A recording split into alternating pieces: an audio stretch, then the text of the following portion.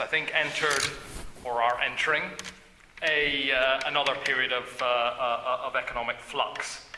And I think I want to spend my first, whatever it is, 5-10 minutes providing a bit of a framework for how it's best to view that. Because as Thomas has said, there's an awful lot going on, from China to Brazil to oil prices to stock markets falling quite a lot, to something we may discuss in more detail, the rather bizarre turn of central banks turning interest rates negative, something which a few years ago would be seen as a very improbabilistic thing. So there's lots and lots of things going on at the moment, and it's possible that we can get a little confused by it, or rephrase that, I get a bit confused when there's so many things going on at a time. So I think it's valuable, I try to disentangle or separate out the sort of essential things that are going on from the more incidental ones, and try to get underneath to the sort of core economic developments. And in that spirit, the framework I'm going to offer is one which I find useful, and if you're even a tiny bit unclear as to what's going on, maybe you might find it of some use, which is to give a sort of simplistic view of the economy as being made up of two parts. This is very simplistic, and no doubt my fellow speaker will add some caveats to it, but very simplistically, the economy has got two parts. It's got a productive part and a financial part. And the productive part is where things are made, services, goods, which, what's important about it is that's where value is created. The financial part is much more to do with the buying and selling, lending money, and generally it's to do with the circulation of existing values. So these two parts, one to do with the creation value and one to do with the, broadly in very sort of shorthand language, the circulation of what has already been produced. These two parts both have important roles to play. They're not autonomous by any means, they're very much interrelated. But what I'm going to suggest is that when you have a changing relationship between these two parts of the economy, then that's usually indicative of something deeper going on. Just a tiny illustration of the importance, or not so much the importance, but the value of that sort of finance versus production view of things. A newspaper headline caught my eye just a couple of days ago, and it said this. It said, "Investment in city office space is at an all-time high." Investment in city office space is at an all-time high. And it went on to say this, it's at a record level. Now, the specifics of this story is not what I'm going to go into, but what are we supposed to draw from such a headline and such a view that we're at a record level of investment? One could see this as a feel-good story against all the doom and gloom which Thomas was relaying, and which we can read in all the other business pages, that here's something good, investment, record high, doing very well. But actually, if you look into the story, what it's really talking about is not a record of productive investment in building and constructing new properties and office blocks which could be put to productive use, but it's a record level of financial investment in existing offices in the City of London. So it's investors and companies putting a record amounts of money into buying existing, and therefore really just transferring existing assets within the city. And so investment, just like I would say, most other aspects of the economy, has got this dual aspect to it. There's either a productive way of seeing it or a financial way. And both, let's say, are quite legitimate. There's an important role for financial investors, important role for productive investors. But they represent different things. One is to do about the creation of value, as I say, the other is to do with the circulation of value. And depending which is being referred to, and I say this sort of article was, I'm not saying it was playing on that ambiguity of what investment is, but that ambiguity of it can blur what is going on, because on the one level, if you've got a record level of productive investment going on, that probably is a good thing. On the other hand, it can have very different connotations if the investment is simply a large amount of existing assets being exchanged in the hope that you're going to get a good return on rent and that sort of thing. They represent different things, and possibly can be even opposite things. Now, of course, there's nothing new about this dual meaning of the word investment, and But what I want to stress is I think there's been far too little recognition and far too little discussion of the consequences of the way Western economies, not recently but for many decades now, have become reorientated to becoming much less dependent on productive activities and productive investment, and much more dependent on financialized activities, including financial investment. But broadly, the shift, there's been the balance has shifted.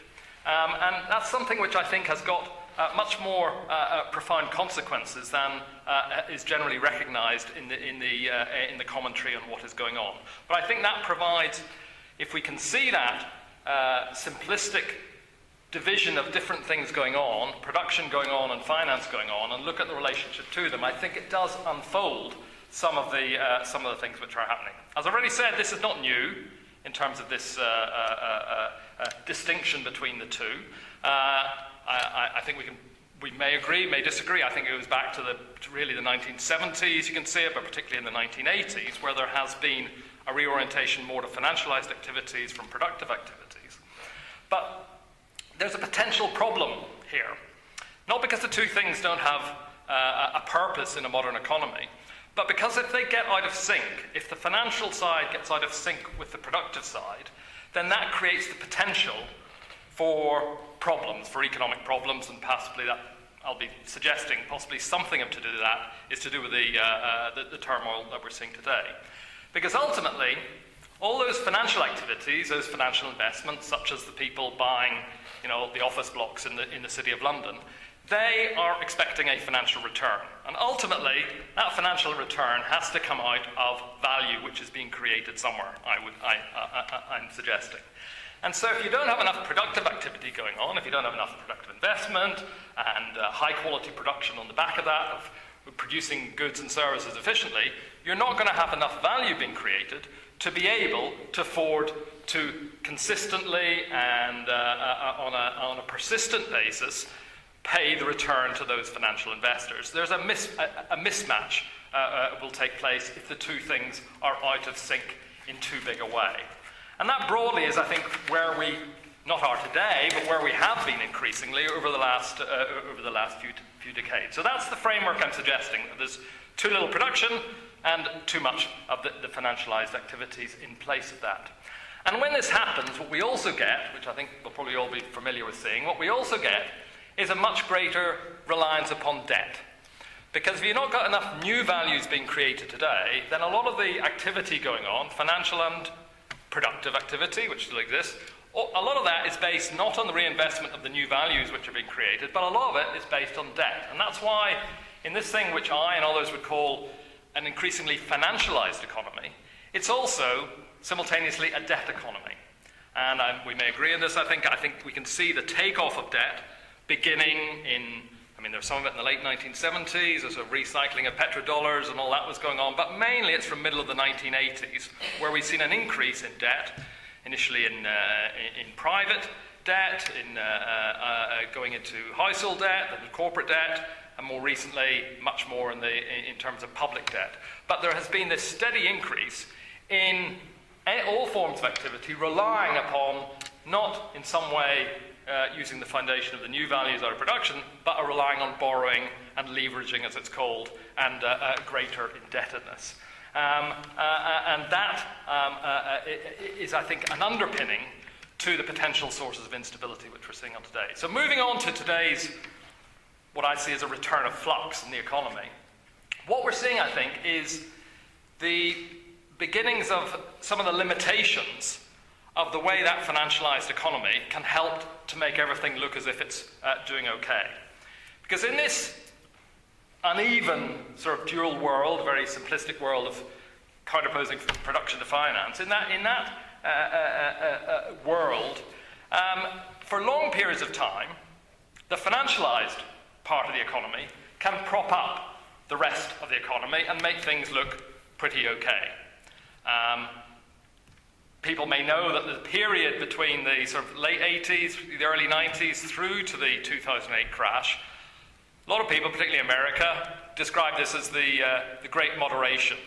That this was a period where things were stabilizing, where you had steady growth, and basically, living was pretty good. You'd had those earlier problems in the 70s, you'd had a lot of disruption going on in the early 1980s, but from the late 80s through for about 15, 20 years, people were talking about it as a great moderation.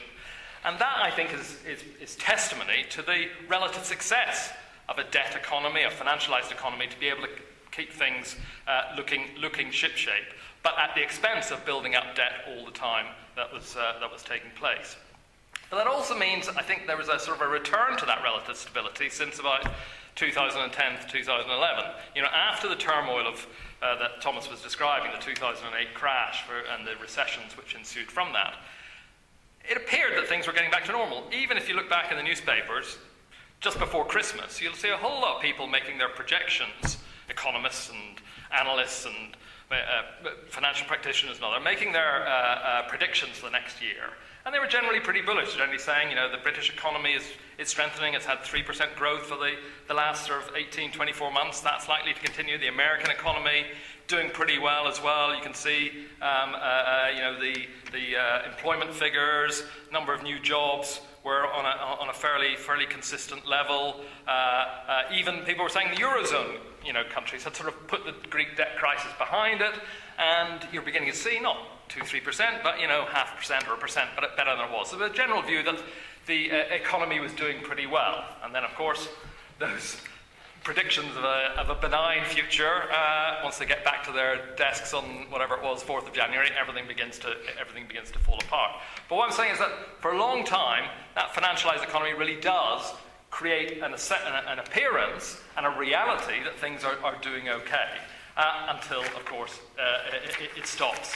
And what that represents, what that flux which is kicking in today represents, is that financialized support, or the support from the financialized activities and from debt growth and so on, can't cover for the shortage of new values forever.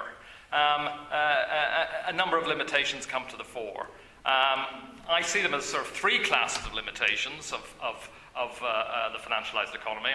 I summarize it as the limitation of perpetuation, whereby it doesn't solve any of the underlying problems, but it perpetuates them. The limitation of exhaustion, whereby these measures begin to become less and less effective as time goes on. And the third limitation is instability, that they actually create, they don't just not cover up the other problems of instability, but they create their own independent sources of instability. And I think it's those limits coming to the fore today which is what underpins the period of financial turmoil. Have I got time to illustrate that? Or would you like to leave it there? Okay, so I think that, I'll come back later in the discussion. I think if we illustrate that around what's happening in central banking at the moment, I think we can see those interconnected limitations of perpetuating the underlying problems, not solving anything at the level of production, of becoming less and less effective as time goes on, so they become more and more desperate in terms of the sort of policies and the sort of measures that are needed, and the creation of this potential for instability, whether it's new asset bubbles bursting, as have burst before, or whether it's a potential for banks getting into difficulties because of the consequences of what things are doing. Whatever form, I'm not going to predict. I don't think anybody can predict what particular form it is, but those undercurrent of instabilities arising from this palliative begin to take effect. And so in short, I think what we're seeing is that the favoured palliatives of the past period, namely easy money and mounting debt, are beginning to turn nasty once again. Not for the first time, but they're beginning to turn nasty again.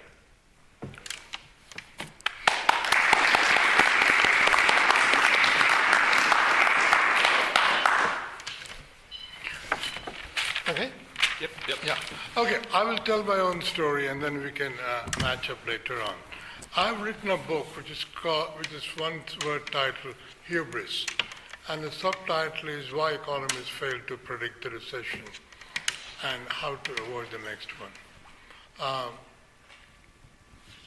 I take the view that basically we have to talk about the global system. Capitalism is a global system. It has been for a long time.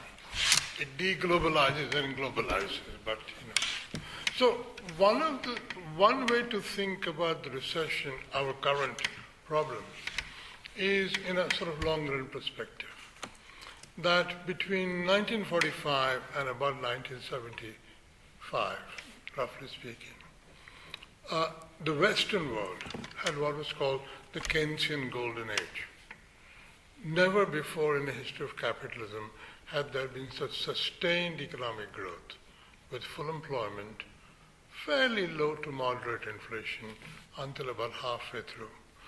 And for the first time, widespread prosperity. A number of countries built up their welfare state and, things like free higher education and, good wages, real wages rising every year in manufacturing, manual workers. In America, people started talking about how one person, the male member of the family going out to work, was able to keep the wife and the children in good thing, had a car in the door and a house. In UK, I remember in the 1950s, sociologists were scandalized that the people living in council estates had a car. Was the proletariat getting bourgeoisified? There's actually a book on it. This is how shocking that a person in council property can have a car, and why not? Anyway, we were just getting used to prosperity. And around about 1970s, early 70s, this whole cycle came to an end. Along the cycle, wages were rising very fast, faster than labor productivity, profits were squeezing, and in general, income distribution was improving. Income inequality was getting less. So this is basically, I'm talking about Western world. At the same time, what was then called the underdeveloped world or the developing world or the third world was still struggling.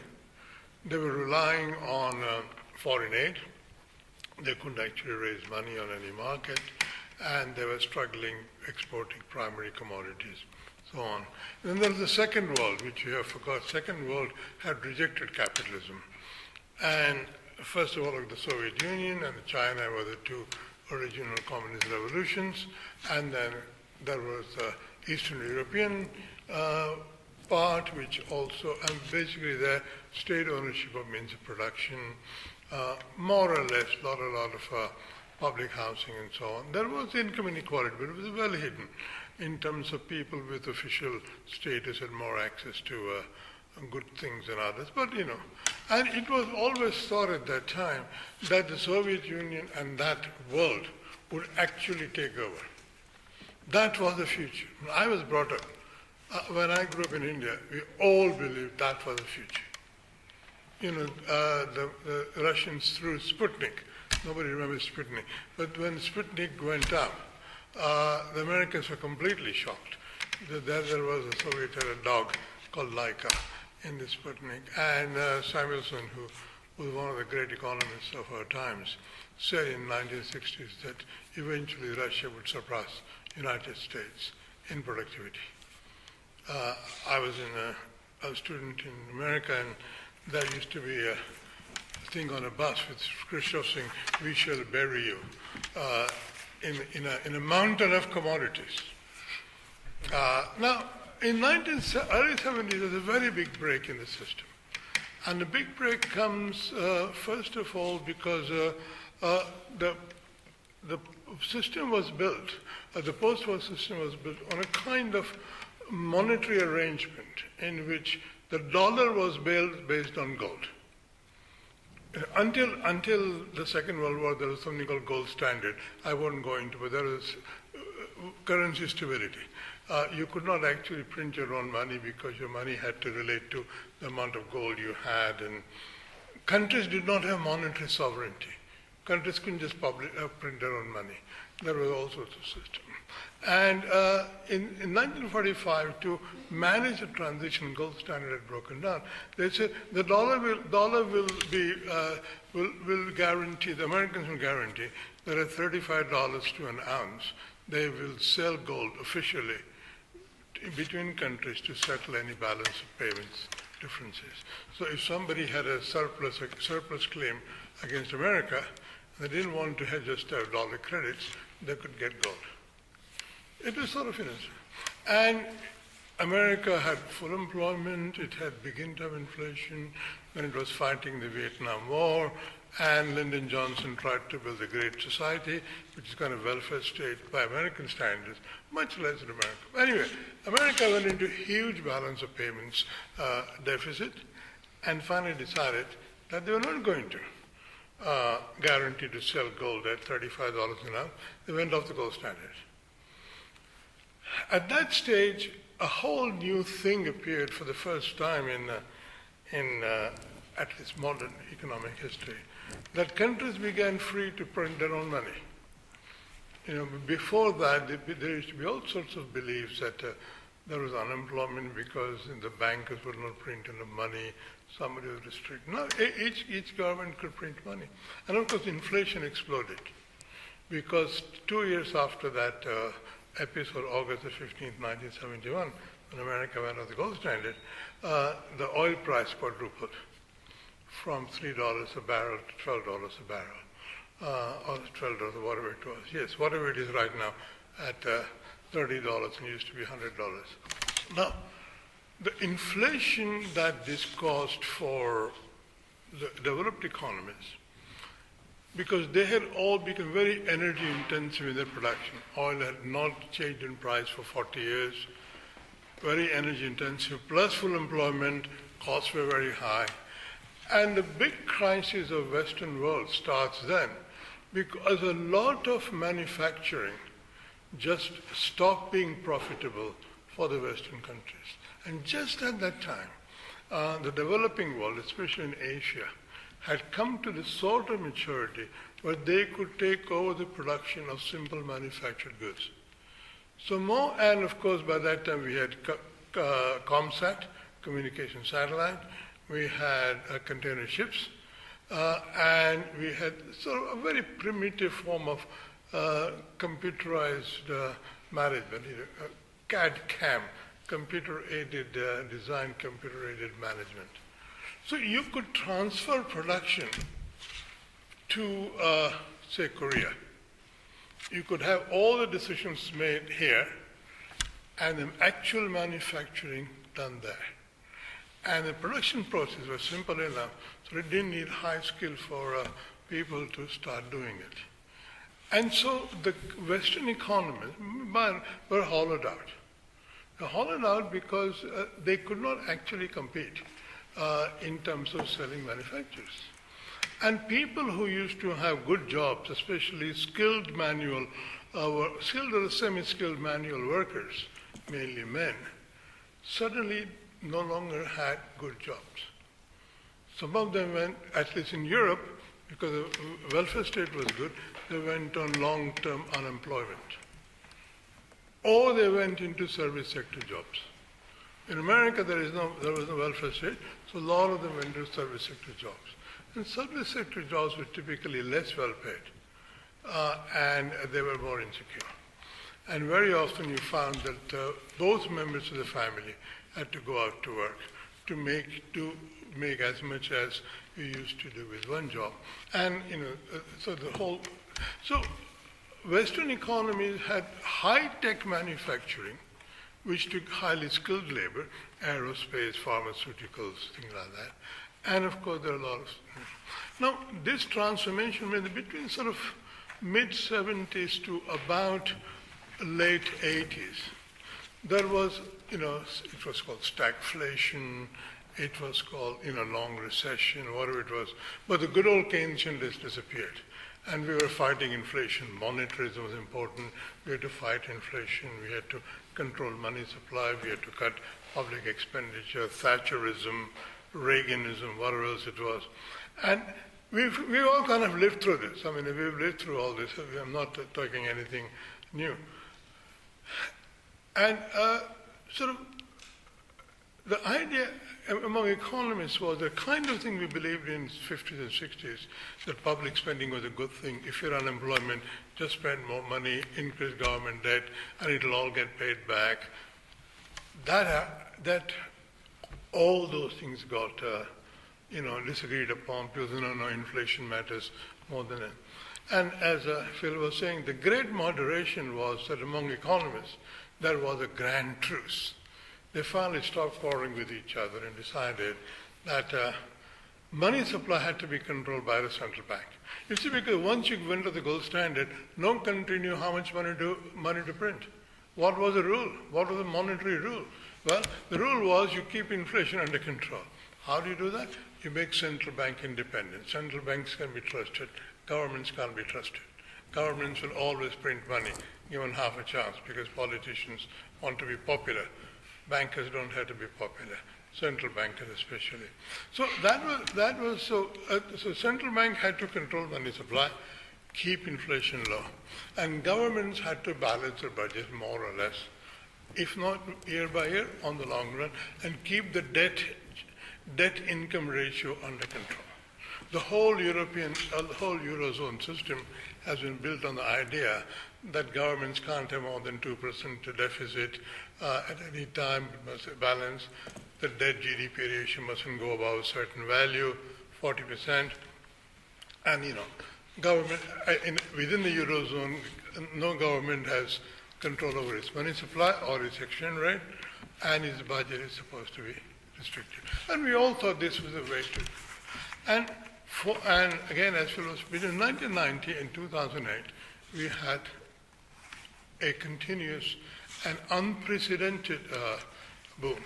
Two good things about the boom was, first of all, the second world disappeared. Communism as an alternative completely disappeared. I never ever thought I would live to see the day when there was no Soviet Union. No, it wasn't there. And the whole idea of a communist economic system disappeared. And suddenly about 30, 40 countries were added to where the stock markets could be. The financial markets had a bonanza because certainly countries who didn't have any bonds to sell, they were able to borrow, they were on the London market, because by then we already had the computer revolution. And you could make and trade around the world on your computer and on your screen. So there was a big technical revolution in the Western world, the Silicon Valley revolution. So suddenly the financial markets, you're quite right, financial markets became very important because financial markets were global. And everybody wanted to float bonds on the London Stock Exchange or New York Stock Exchange, bonds and stocks and things like that. And then people found new things to trade, which I won't bore you with. And so financial markets as a whole became much bigger in global context than before. And another thing which happened at that time was that the so-called third world was also a participant in the growth process, which it had not been before. Asia, especially Asia and some bits of Latin America, because Asian had good literacy, cheap labor, cheap disciplined labor, they could absorb a lot of investment and they could export. So basically manufacturers that we use are more or less not produced in the Western world anymore. They're all produced in Asia or Latin America. I was a part of a thing, and there was a meeting in, I think, Lima, Santiago or Lima, I forget, in 1970, where they said that the third world should have at least 25% share of manufacturing exports by 2000. And now it will be laughed at because now it would be very good if the developed countries had a share of 25% in manufacturing exports, because basically manufacturing exports are done by third world, so-called third world.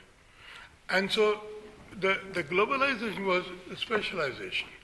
The first world has high-tech manufacturing. The third world has, there's no second world. So the rest of them have low-tech manufacturing. Now, this particular, and again, it's quite right that at least two things happened in the second boom, that income inequality grew enormously. Because, at least in the developed world, basically the working classes, now everybody's called middle class. So the middle classes were not having as good an income as they used to have before. In America, the average compensation, as it is called, workers, has not increased for 40 years in real terms. It's quite unusual. So they began to borrow. And borrowing became much cheaper, much easier, much cheaper. The financial revolution meant you would find your credit cards and debit cards and this and that, and you could service your debt and so on. In America, there was a big move by the government to extend mortgage credit to people who would not normally have got bank loans, part of the progressive legislation Clinton had. And so what is called subprime mortgages given to people who had no guaranteed income to be able to repay. And all across the Western world, the idea came that buying houses was the best investment possible because houses only went up in price, never went down. And people had a mortgage and bought a house because they thought, if I can't pay it now, I'll sell the house and pay my debt. So anyway, this particular scheme of from 1990 to about 2008, very much more, say, what's called the emerging nations, the so-called former third world countries becoming prosperous, India, China, Brazil, Russia, the BRICS countries, became part of the global super economies where people invested and so on. Now, this whole particular thing, actually the weakness was in the Western countries, partly because, again, what I shared with Phil, is that, well, three things are happening which one is we have a 50-year cycle. A 50-year cycle is basically triggered off by sort of inventions or innovations. There's a man called Joseph Schumpeter, a great Austrian economist, who talked about innovations. So you suddenly have a bunch of innovations. In the 1780s, the cotton spinning, the steam revolution set off the industrial revolution. Lots of things, use of steam in cotton textiles, everything. That got exhausted and kind of came back. Around 1840s, 1850s, you had the railways and that sort of revolution. Then another 50 years later, you have the electricity and the chemical revolution, the automobile and so on. And so kind of every 50 years. So you have a 50-year cycle of production. It goes up, then it goes down. In between, you have this sort of cycle that Marx talked about, in which a boom starts, employment increases, wages go up faster than productivity, profits shrink, and you have a wage profit cycle.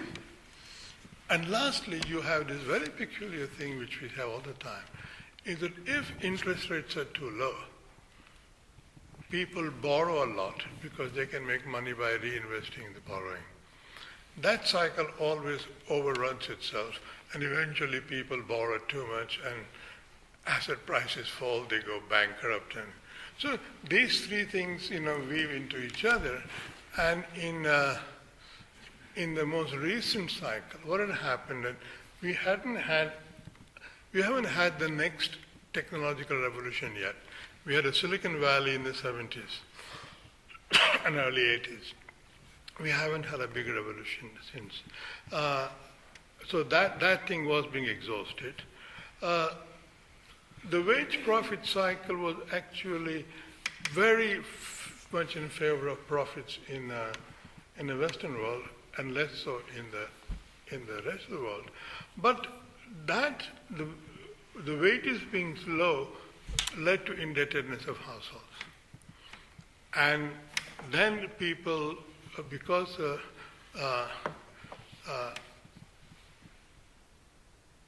inflation was very low.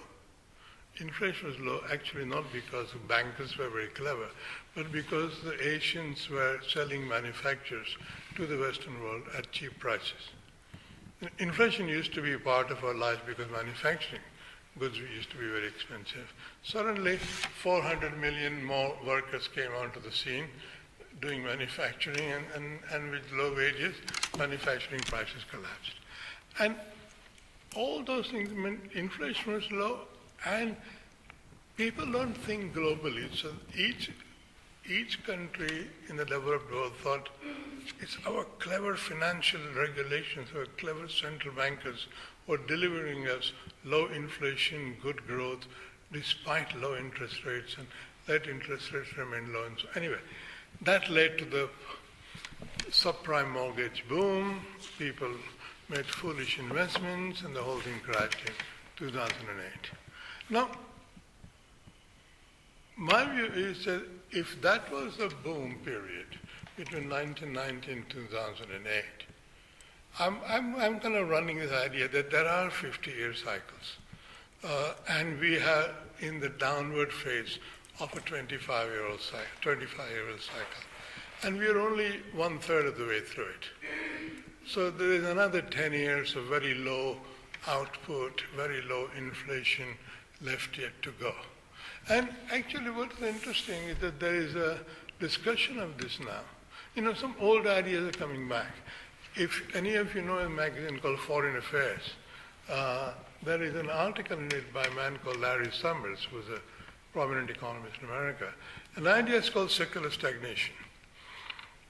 Secular stagnation is an idea which I studied as an undergraduate in Bombay in the 1950s, which was very popular in the 1950s. The idea was that ultimately in capitalism, there is too much savings and not enough investment.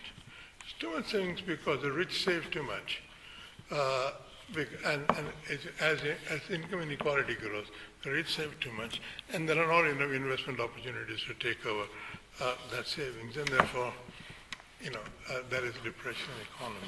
And a lot of people are beginning to think that somehow, at least in the Western world, the momentum of growth has gone.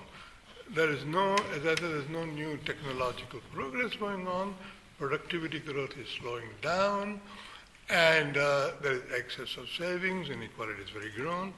And although interest rates are very low, practically zero, there is no productive investment taking place.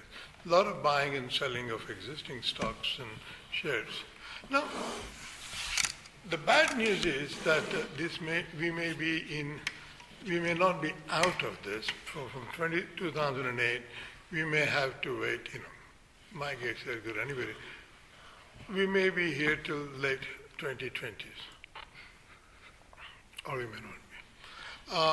The only thing is, if we suddenly have a bunch of innovations, and things are sort of in the prospect, like driverless cars, electric cars, and lots of productive investments, productive inventions, which are kind of clustering together, robotics, artificial intelligence, which everybody says may transform the economy. And then we'll have to create new jobs for this, But that has not happened yet. When that happens, maybe we will have the next big boom. In the meantime, here we are. And actually, the thing is that although we may feel very depressed, over the last 50 years, inequality, if you think of nations as individuals, inequality between nations has reduced. There are countries which are seriously in the news, not as rich as we are, but at least if they go bad, we suffer. All of Asia was, and nobody would ever have thought that Korea having an economic problem would matter. But Scotland had a factory shut down because of a Korean company going bust. Things like that would never have happened in the 1950s. So within nations, income inequality has grown, but between nation, income inequality has reduced. So we have many more moderately prosperous nations than we used to have. Africa's turn is yet to come, but at least we're talking about China and India. Just, in the 1960s, Kissinger said, if only India and China could feed themselves, there'd be no problems in the world. Nobody would talk about India and China like that anymore. As feels that India is today the fastest growing economy in the world at 7.5%. I think our situation is going to remain like that. But we are at a high level of income. We are not actually badly off. We are not growing, but we are not decelerating either. And yes, there is an intergenerational thing that the younger generation is not going to have as good a time as elder people did. But, we are not by any means badly off. Sorry. Okay, I can stop talking. Hello? David? No, he's gone. Good. Okay. Thank you very much for that.